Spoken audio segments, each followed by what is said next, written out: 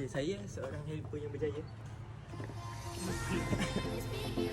Assalamualaikum guys. Hari ni kita ada job check and service dekat SMK Bandar Baru Uda.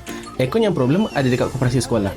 Nasib baiklah dekat jangan parking. Itu pun cikgu tu yang bagi kita parking dekat tempat OKU. Kalau tak, jenuh nak usung toolbox sampai ke koperasi tu. Aircon ni aircon kaset Daikin 1.5 horsepower. Kalau tengok comel je aircon ni. Kaset tapi dia kecil. Mana-mana rumah yang nak terpaling minimalistik tu memang sesuai sangat lah. Dah lah flush in unit tu dalam ceiling. Kecil pula tu. Kalau pandai sorok tu, boleh acah lah rumah. Sejuk semula jadi. Okey, aircon ni masalah dia macam biasalah. Tak sejuk kan? Tim kita check dapat tahu kompresor dia problem. Maklumlah, kedudukan unit luar tu pun betul-betul open berjemur bawah matahari. Dah lah dia sendiri keluarkan haba. Masalah dia kompresor unit luar tu hidup mati.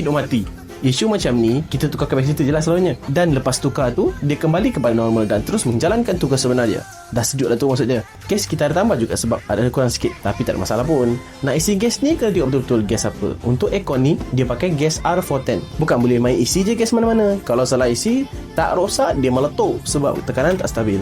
Kalau korang ada aircon yang korang rasa dah bocor teruk tu, dah boleh tukar dah kot. Sekarang pun kita ada promo trade-in. Dapat RM200 rebate untuk semua jenama yang kita offer. Kalau nak, roger je. Nanti kita bagi details. Apa pun, jumpa di video seterusnya.